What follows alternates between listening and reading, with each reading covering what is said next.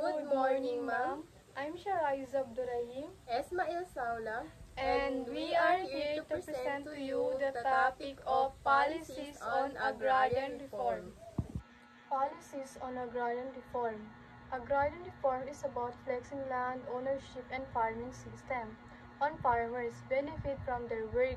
It's important in the Philippines because farming employ millions of farmers remain poor. The root of the problem goes back to our colonial history when land was owned a few powerful groups leaving most Filipinos landless.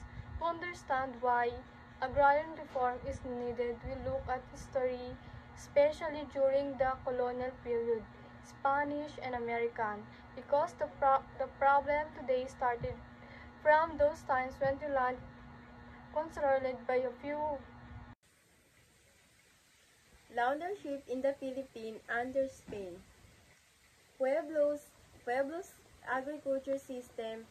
Spaniards organized rural communities into pueblos. Land was owned by the King of Spain, not by Filipinos families. Filipinos only cultivates and land or paid tributes in agriculture product.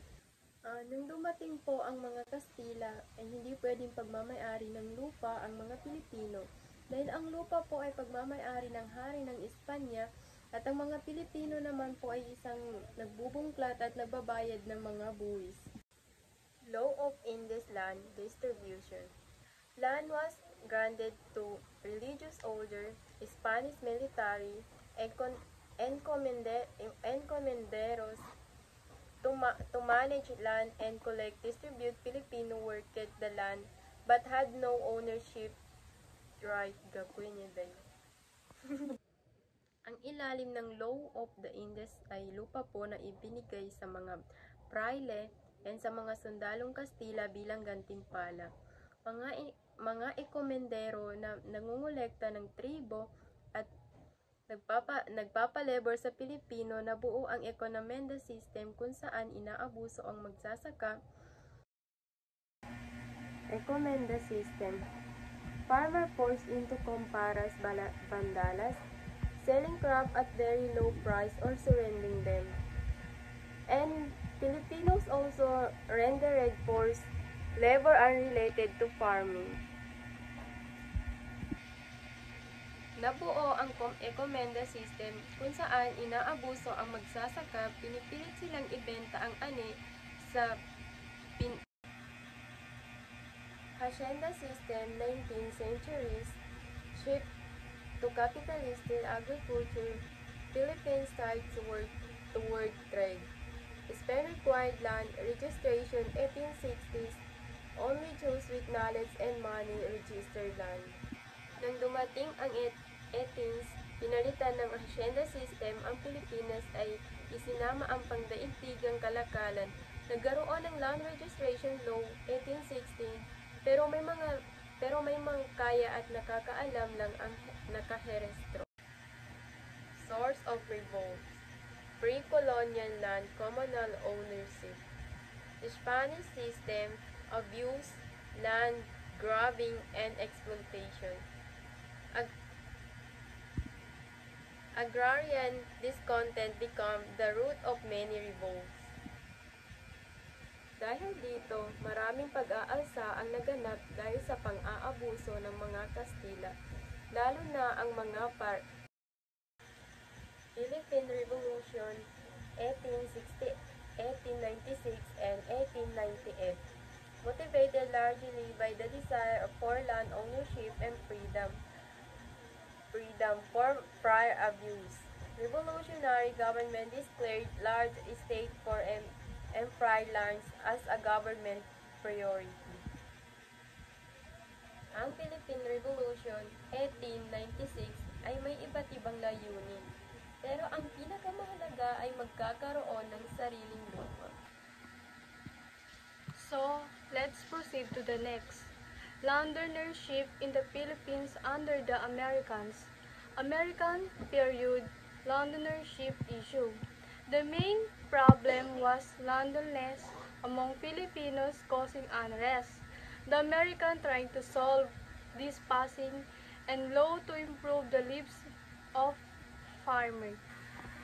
So, sa panahon ng mga Amerikano, ang issue ay lupa. Ang pinakamalaking problema noon ay ang kawalan ng sariling lupa ng mga Pilipino. Karamihan ay nangungupahan lang at hindi may-ari ng lupa.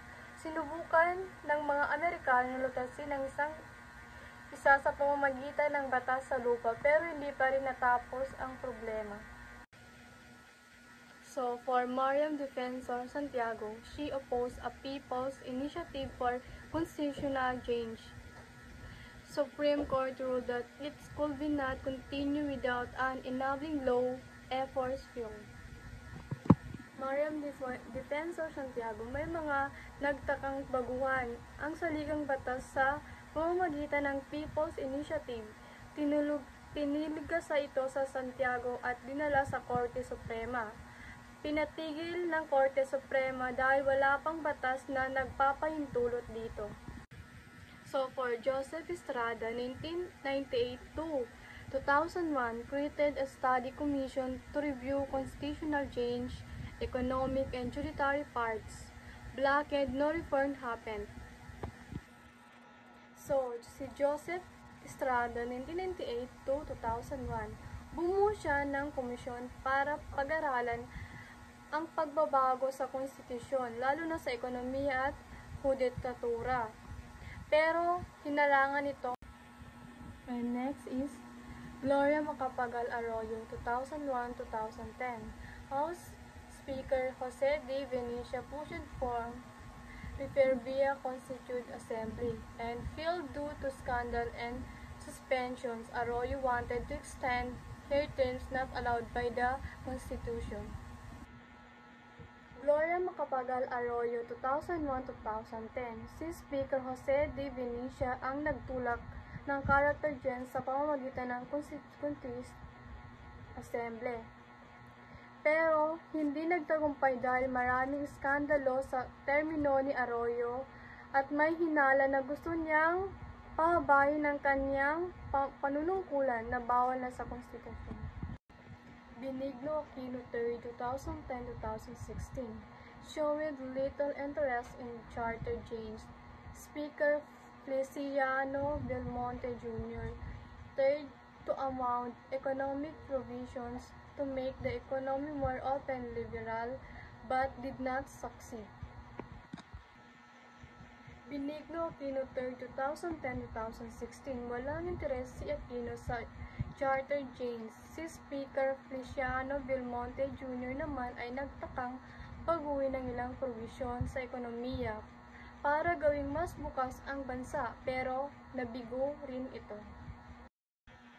So, that's all. Thank